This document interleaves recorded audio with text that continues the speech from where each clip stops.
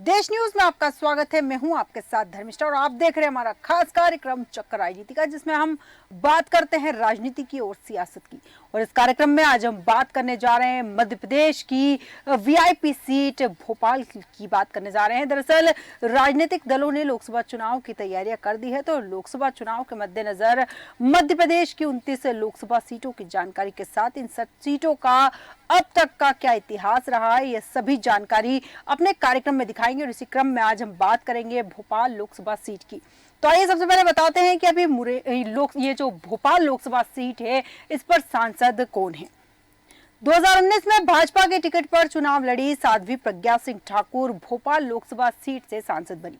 और 2019 में भोपाल लोकसभा सीट से साध्वी प्रज्ञा सिंह ठाकुर ने मध्य प्रदेश के पूर्व मुख्यमंत्री दिग्विजय सिंह को बड़े अंतर से हराया था। इसके बाद हम आपको बताते हैं कि भोपाल लोकसभा सीट पर अब तक कब कब चुनाव हुए हैं और कौन कौन से प्रत्याशी जीते हैं, क्या रहा है भोपाल लोकसभा सीट का सियासी इतिहास, ये हम आपको बताएंगे। और सबसे पहले इसी कड़ी में शुरुआत करेंगे हम 2019 की। 2019 में भोपाल संसदीय क्षेत्र में 21,42,861 मतदाता थे। 2019 में भोपाल लोकसभा सीट से भारतीय जनता पार्टी की उम्मीदवार साध्वी प्रज्ञा सिंह ठाकुर चुनाव जीती थी। 2019 में भोपाल लोकसभा सीट से भाजपा की साध्वी प्रज्ञा सिंह ठाकुर को 8,66,482 वोट मिले थे। और 2019 में भोपाल संसदीय क्षेत्र से कांग्रेस के उम्मीदवार दिग्विजय सिंह 3,64,822 वोटों से चुनाव हार गए थे। और 2019 में भोपाल संसदीय क्षेत्र से कांग्रेस के दिग्विजय सिंह 5,01,660 वोटों के साथ दूसरे स्थान पर रहे। और 2019 में भोपाल संसदीय क्षेत्र से 31 प्रत्याशी मैदान में थे। इसके बाद हम बात करेंगे 2014 की। 2014 में भोपाल संसदीय क्षेत्र में 19,57,241 मतदाता थे। और 2014 में भोपाल लोकसभा सीट से भारतीय जनता पार्टी के उम्मीदवार आलोक संजर चुनाव जीते थे। 2014 में भोपाल लोकसभा सीट से भाजपा के आलोक संजर को 7,14,178 वोट मिले थे। और 2014 में भोपाल संसदीय क्षेत्र से कांग्रेस के उम्मीदवार पीसी शर्मा 3,70,696 वोटों से चुनाव हार गए थे। और 2014 में भोपाल संसदीय क्षेत्र से कांग्रेस के पीसी शर्मा 3,43,482 वोटों के साथ दूसरे स्थान पर रहे। और 2014 में भोपाल संसदीय क्षेत्र से जो प्रत्याशी मैदान में थे, वो थे कुल 29 प्रत्याशी इस समय मैदान में थे 2014 में। इसके बाद हम बात करेंगे 2009 की। 2009 में भोपाल संसदीय क्षेत्र में 14,61,714 मतदाता थे। और 2009 में भोपाल लोकसभा सीट से भारतीय जनता पार्टी के उम्मीदवार कैलाश जोशी चुनाव जीते थे। 2009 में भोपाल लोकसभा सीट से भाजपा के कैलाश जोशी को 3,35,678 वोट मिले थे। और 2009 में भोपाल संसदीय क्षेत्र से कांग्रेस के उम्मीदवार सुरेंद्र सिंह ठाकुर 65,157 वोटों से चुनाव हार गए थे। और 2009 में भोपाल संसदीय क्षेत्र से कांग्रेस के सुरेंद्र सिंह ठाकुर 2,70,521 वोटों के साथ दूसरे स्थान पर थे।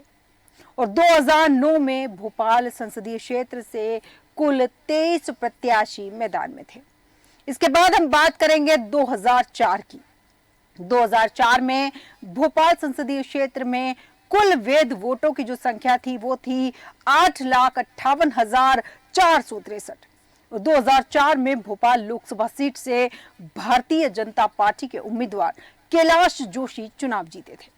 2004 में भोपाल लोकसभा सीट से भाजपा के कैलाश जोशी को 5,61,563 वोट हासिल हुए थे। और 2004 में भोपाल संसदीय क्षेत्र से कांग्रेस के उम्मीदवार साजिद अली 3,06,005 वोटों के साथ चुनाव हार गए थे। और 2004 में भोपाल संसदीय क्षेत्र से कांग्रेस के साजिद अली 2,55,558 वोटों के साथ दूसरे स्थान पर रहे। और 2004 में भोपाल संसदीय क्षेत्र से 10 प्रत्याशी मैदान में थे। इसके बाद हम बात करेंगे 1999 की। 1999 में भोपाल संसदीय क्षेत्र में 15,78,355 मतदाता थे और 1999 में भोपाल लोकसभा सीट से भारतीय जनता पार्टी की उम्मीदवार उमा भारती चुनाव जीती थी। 1999 में भोपाल लोकसभा सीट से भाजपा की उमा भारती को 5,37,905 वोट मिले थे और 1999 में भोपाल संसदीय क्षेत्र से कांग्रेस के उम्मीदवार सुरेश पचौरी 1,68,864 वोटों से चुनाव हार गए थे और 1999 में भोपाल संसदीय क्षेत्र से कांग्रेस के सुरेश पचौरी 3,69,041 वोटों के साथ दूसरे स्थान पर रहे और 1999 में भोपाल संसदीय क्षेत्र से 15 प्रत्याशी मैदान में थे। इसके बाद हम बात करेंगे 1998 की।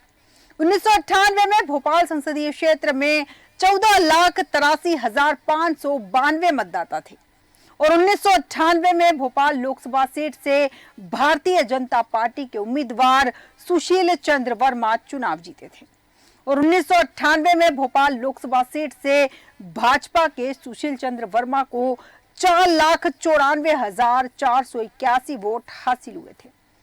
1998 में भोपाल संसदीय क्षेत्र से कांग्रेस के उम्मीदवार आरिफ बेग 1,93,932 वोटों से चुनाव हार गए थे और 1998 में भोपाल संसदीय क्षेत्र से कांग्रेस के आरिफ बेग 3,05,49 वोटों के साथ दूसरे स्थान पर रहे। 1998 में भोपाल संसदीय क्षेत्र से 15 प्रत्याशी मैदान में थे। इसके बाद हम बात करेंगे 1996 की। 1996 में भोपाल संसदीय क्षेत्र से 14,56,014 मतदाता थे और 1996 में भोपाल लोकसभा सीट से भारतीय जनता पार्टी के उम्मीदवार सुशील चंद्र चुनाव जीते थे। 1996 में भोपाल लोकसभा सीट से भाजपा के सुशील चंद्र को 3,53,427 वोट मिले थे और 1996 में भोपाल संसदीय क्षेत्र से कांग्रेस के उम्मीदवार कैलाश अग्निहोत्री 1,50,894 वोटों से चुनाव हार गए थे। 1996 में भोपाल संसदीय क्षेत्र से कांग्रेस के कैलाश अग्निहोत्री 2,02,533 वोटों के साथ दूसरे स्थान पर रहे और 1996 में भोपाल संसदीय क्षेत्र से 45 प्रत्याशी मैदान में थे। इसके बाद हम बात करेंगे 1991 की। 1991 में भोपाल संसदीय क्षेत्र में 11,60,113 मतदाता थे और 1991 में भोपाल लोकसभा सीट से भारतीय जनता पार्टी के उम्मीदवार सुशील चंद्र वर्मा चुनाव जीते। 1991 में भोपाल लोकसभा सीट से भाजपा के सुशील चंद्र वर्मा को 3,08,946 वोट मिले थे और 1991 में भोपाल संसदीय क्षेत्र से कांग्रेस के उम्मीदवार मंसूर अली खान पटौदी 1,02,208 वोटों से चुनाव हार गए थे और 1991 में भोपाल संसदीय क्षेत्र से कांग्रेस के मंसूर अली खान पटौदी 2,06,738 वोटों के साथ दूसरे स्थान पर हैं और 1991 में भोपाल संसदीय क्षेत्र से 36 प्रत्याशी मैदान में थे। इसके बाद हम बात करेंगे 1989 की। 1989 में भोपाल संसदीय क्षेत्र में 11,20,927 मतदाता थे और 1989 में भोपाल लोकसभा सीट से भारतीय जनता पार्टी के उम्मीदवार सुशील चंद्र वर्मा चुनाव जीते। 1989 में भोपाल लोकसभा सीट से भाजपा के सुशील चंद्र वर्मा को 2,81,169 वोट हासिल हुए थे और 1989 में भोपाल संसदीय क्षेत्र से कांग्रेस के जो उम्मीदवार थे के.एन. प्रचान 1,03,654 वोटों से चुनाव हार गए थे और 1989 में भोपाल संसदीय क्षेत्र से कांग्रेस के के.एन. जो थे उन्हें 1,77,515 वोटों के साथ दूसरे स्थान पर रहना पड़ा और 1989 में भोपाल संसदीय क्षेत्र से 39 प्रत्याशी मैदान में थे। इसके बाद बात करेंगे 1984 की। 1984 में भोपाल संसदीय क्षेत्र में 7,97,498 मतदाता थे और 1984 में भोपाल संसदीय क्षेत्र से कांग्रेस के उम्मीदवार जो थे के.एन. प्रधान चुनाव जीते। 1984 में भोपाल संसदीय क्षेत्र से कांग्रेस के उम्मीदवार के.एन. प्रधान को 2,40,717 वोट मिले थे और 1984 में भोपाल संसदीय क्षेत्र से भारतीय जनता पार्टी के उम्मीदवार लक्ष्मी नारायण शर्मा 1,28,664 वोटों से चुनाव हार गए और 1984 में भोपाल संसदीय क्षेत्र से भारतीय जनता पार्टी के लक्ष्मी नारायण शर्मा 1,12,053 वोटों के साथ दूसरे स्थान पर रहे और 1984 में भोपाल संसदीय क्षेत्र से 23 प्रत्याशी मैदान में थे। इसके बाद हम बात करेंगे 1980 की। 1980 में भोपाल संसदीय क्षेत्र में 7,01,163 मतदाता थे और 1980 में भोपाल संसदीय क्षेत्र से कांग्रेस आई के उम्मीदवार शंकर दयाल शर्मा चुनाव जीते। 1980 में भोपाल संसदीय क्षेत्र से कांग्रेस आई के शंकर दयाल शर्मा को 1,68,059 वोट मिले थे और 1980 में भोपाल संसदीय क्षेत्र से जनता पार्टी के जो उम्मीदवार थे आरिफ बेग 13,602 वोटों से चुनाव हार गए थे और ये जो हार का अंतर था ये बहुत कम था। 1980 में भोपाल संसदीय क्षेत्र से जनता पार्टी के आरिफ बेग 1,54,457 वोटों के साथ दूसरे स्थान पर रहे और 1980 में भोपाल संसदीय क्षेत्र से 12 प्रत्याशी मैदान में थे। इसके बाद हम बात करेंगे 1977 की। 1977 में भोपाल संसदीय क्षेत्र में 6,16,993 मतदाता थे और 1977 में भोपाल लोकसभा क्षेत्र से भारतीय लोकदल के उम्मीदवार आरिफ बेग चुनाव जीते थे। 1977 में भोपाल लोकसभा सीट से भारतीय लोकदल के आरिफ बेग को 2,31,023 वोट मिले थे और 1977 में भोपाल संसदीय क्षेत्र से कांग्रेस के जो उम्मीदवार थे शंकर दयाल शर्मा 1,08,526 वोटों से चुनाव हार गए थे और 1977 में भोपाल संसदीय क्षेत्र से कांग्रेस के शंकर दयाल शर्मा 1,22,497 वोटों के साथ दूसरे स्थान पर रहे और 1977 में भोपाल संसदीय क्षेत्र से 3 प्रत्याशी मैदान में थे। इसके बाद हम बात करेंगे 1971 की। 1971 में भोपाल संसदीय क्षेत्र में 5,81,472 मतदाता थे और 1971 में भोपाल संसदीय क्षेत्र से कांग्रेस के उम्मीदवार शंकर दयाल शर्मा चुनाव जीते थे। 1971 में भोपाल संसदीय क्षेत्र से कांग्रेस के शंकर दयाल शर्मा को 1,58,805 वोट मिले थे और 1971 में भोपाल संसदीय क्षेत्र से भारतीय जनसंघ के जो प्रत्याशी थे भानु प्रकाश सिंह 31,412 वोटों से चुनाव हार गए और 1971 में भोपाल संसदीय क्षेत्र से भारतीय जनसंघ के भानु प्रकाश सिंह 1,27,393 वोटों के साथ दूसरे स्थान पर रहे और 1971 में भोपाल संसदीय क्षेत्र से 4 प्रत्याशी मैदान में थे। इसके बाद हम आपको बताते हैं कि भोपाल लोकसभा सीट पर अब तक हुए चुनाव में कितनी बार किस राजनीतिक दल के जो प्रत्याशी है वो यहाँ पर चुनाव जीते हैं। मध्य प्रदेश की भोपाल लोकसभा सीट भाजपा का गढ़ मानी जाती है और 1984 के बाद भोपाल लोकसभा सीट पर कांग्रेस को जीत नहीं मिल पाई। भोपाल लोकसभा सीट पर 9 बार भाजपा के प्रत्याशी चुनाव जीते हैं और भोपाल लोकसभा सीट पर 6 बार कांग्रेस के प्रत्याशी चुनाव जीते हैं। भोपाल लोकसभा सीट पर 1 बार भारतीय जनसंघ के प्रत्याशी भी चुनाव जीते हैं और भोपाल लोकसभा सीट पर 1 बार जनता पार्टी के प्रत्याशी भी चुनाव जीते हैं। भोपाल लोकसभा सीट पर 1 बार कांग्रेस आई के प्रत्याशी भी चुनाव जीते हैं और 1989 के बाद की अगर बात करें तो 1989 भोपाल लोकसभा सीट पर इसके बाद से भाजपा का कब्जा लगातार बरकरार है। इसके बाद हम आपको बताते हैं कि भोपाल लोकसभा क्षेत्र के अंतर्गत किन किन जिलों की कितनी विधानसभा सीटें आती है। भोपाल लोकसभा क्षेत्र के अंतर्गत 2 जिलों की 8 विधानसभा सीटें आती है। भोपाल लोकसभा क्षेत्र में भोपाल जिले की 7 विधानसभा सीटें आती है और सीहोर जिले की 1 विधानसभा सीट आती है।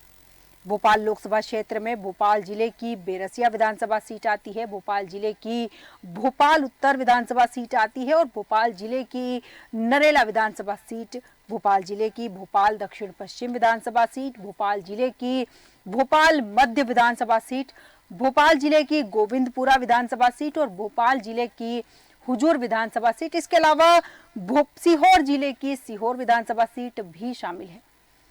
इसके बाद अब हम आपको बताते हैं कि भोपाल लोकसभा क्षेत्र के अंतर्गत आने वाली 8 विधानसभा सीटों में कितनी सीटों पर किस राजनीतिक दल के विधायक, ये अब हम आपको बताते हैं। भोपाल लोकसभा क्षेत्र में आने वाली 8 विधानसभा सीटों में से 6 सीटों पर भाजपा के और 2 सीटों पर कांग्रेस के विधायक हैं। बेरसिया विधानसभा सीट पर भाजपा के जो है विष्णु खत्री विधायक है, जिनकी तस्वीर स्क्रीन पर आप देख सकते हैं। विष्णु खत्री बेरसिया विधानसभा सीट से यहाँ के विधायक है। इसके बाद हम बात करेंगे भोपाल उत्तर।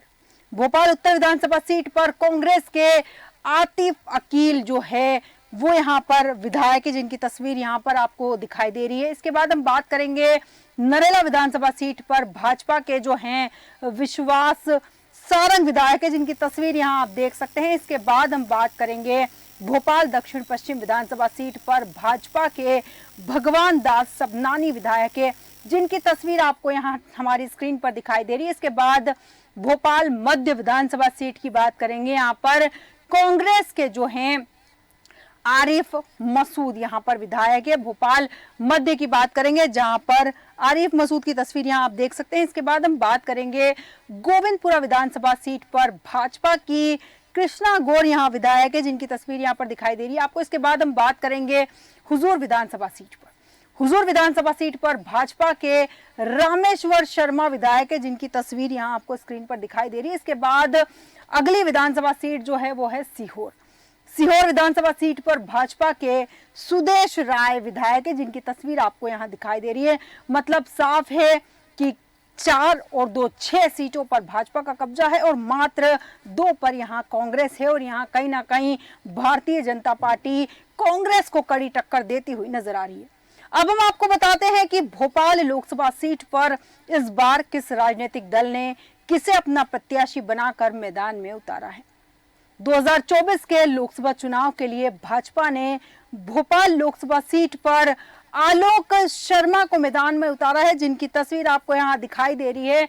इन्हें मैदान में उतारा है और भाजपा के सामने कांग्रेस ने अरुण श्रीवास्तव को अपना चेहरा बनाकर, अपना प्रत्याशी बनाकर भाजपा के सामने मैदान में उतारा है। यहाँ पर दोनों ही टीमों ने अपने अपने प्रतियोगी जो हैं वो यहाँ घोषित कर दी है। मतलब साफ है कि जो युद्ध होना है इन दोनों के बीच में होना है। इसके बाद हम आपको बताते हैं कि भोपाल लोकसभा सीट के सियासी समीकरण क्या है। पूरे देश में लोकसभा चुनाव का बिगुल बज चुका है और इसी बीच मध्य प्रदेश की राजधानी भोपाल का एक मोहल्ला चर्चा में आ गया। इस मोहल्ले का नाम है गुजरपुरा। बीजेपी ने इस बार इसी मोहल्ले के रहने वाले आलोक शर्मा को भोपाल लोकसभा सीट का प्रत्याशी बनाया है, जिससे उनका पूरा मोहल्ला गुजरपुरा फिर से सुर्खियों में आ गया, क्योंकि यह वही मोहल्ला है जहां से देश को राष्ट्रपति और भोपाल को 3 सांसद और कई विधायक मिले हैं। खुद आलोक शर्मा भी भोपाल के मेयर रह चुके हैं। अब तो लोग गुजरपुरा को राजनीति की नर्सरी तक कहने लगे हैं और इसी मोहल्ले के रहने वाले शंकर दयाल शर्मा 1992 से 1997 तक भारत के 9वें राष्ट्रपति रहे हैं और इससे पहले वे इसी सीट से 3 बार मध्य प्रदेश विधानसभा के लिए विधायक भी चुने गए थे।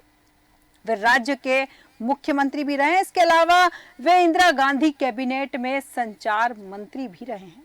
1971 और 1980 में उन्होंने भोपाल से लोकसभा की सीट जीती। 1985 से 1986 तक वे पंजाब के राज्यपाल रहे और अंतिम बार राज्यपाल का दायित्व उन्होंने 1986 से 1987 तक महाराष्ट्र में निभाया। शंकर दयाल शर्मा ने देश के 3 प्रधानमंत्रियों अटल बिहारी वाजपेयी, एच.डी. देवगौड़ा और आई.के. गुजराल को शपथ दिलाई थी। राजधानी भोपाल में भाजपा की पकड़ पिछले कई चुनाव से मजबूत है और भोपाल लोकसभा क्षेत्र में 8 विधानसभा क्षेत्र आते हैं। इनमें से 6 पर भाजपा और 2 पर कांग्रेस का कब्जा है। 1989 से पहले भोपाल लोकसभा सीट पर कांग्रेस का कब्जा था, मगर भाजपा ने सुशील चंद्र वर्मा को चुनाव मैदान में उतारकर इस सीट को अपने कब्जे में कर लिया और तब से यह सीट भाजपा के पास है। सुशील चंद्र ने कांग्रेस के केएन प्रधान को हराया था। बेहद लोकप्रिय सुशील चंद्र वर्मा यहां से 4 बार सांसद रहे। 1999 में यहां से उमा भारती चुनाव जीती। इसके बाद 2004 और 2009 कैलाश जोशी ने भाजपा को जीत दिलाई और 2014 में भाजपा के आलोक संजर और 2019 में साध्वी प्रज्ञा ठाकुर ने जीत दर्ज की। और मध्य प्रदेश की राजधानी भोपाल शहर देखने में जितना सुंदर है, उतना ही बड़ा असर इसका प्रदेश की राजनीति में दिखाई देता है।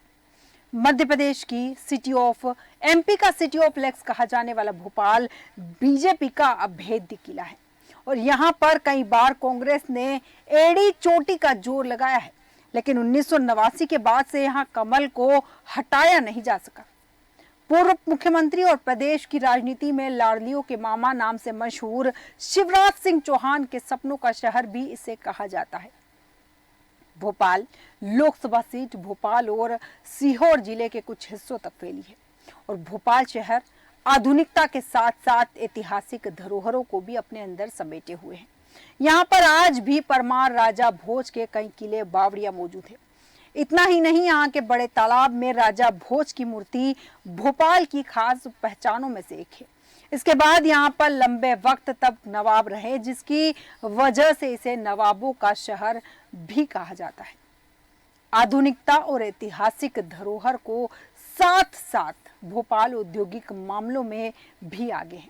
BHEL यानी कि भारत हेवी इलेक्ट्रिकल्स लिमिटेड भी यहाँ मौजूद है। इसके अलावा Rajiv Gandhi university, Barkatullah university, NIT भी यहाँ मौजूद है। इसी वजह से यहाँ पर पूरे प्रदेश के बच्चे अच्छी शिक्षा प्राप्त करने के लिए आते हैं। और भोपाल लोकसभा सीट में कुल 8 विधानसभा सीटें हैं, जिनमें से 6 पर बीजेपी ने कब्जा जमाया है। वहीं कांग्रेस को सिर्फ 2 से ही संतोष करना पड़ा। भोपाल लोकसभा सीट में करीब 21.5 लाख मतदाता है, जिनमें करीब 11 लाख पुरुष और लगभग 10 लाख महिलाएं हैं। 2019 के लोकसभा चुनाव की बात की जाए तो यहां पर 66% मतदान हुआ था। इसमें से बीजेपी की ओर से साध्वी प्रज्ञा ठाकुर ने चुनाव लड़ा था, जबकि कांग्रेस ने पूर्व मुख्यमंत्री दिग्विजय सिंह पर भरोसा जताया था। इसमें प्रज्ञा ठाकुर ने दिग्विजय को करीब 3.5 लाख वोटों से हराया था। और भोपाल लोकसभा सीट से पूरे प्रदेश की राजनीति प्रभावित होती है और इसी बात को बीजेपी ने बहुत अच्छे से समझा और इस सीट पर ज्यादा ध्यान देना शुरू कर दिया। इसी वजह से यहाँ पर 1989 के बाद से 2019 तक के चुनाव में बीजेपी ने हार का मुंह नहीं देखा। वहीं कांग्रेस हर बार भोपाल सीट पर अपना पूरा जोर लगाती है, लेकिन कोई ना कोई कमी हमेशा रह जाती है और जीत नहीं मिल पाती।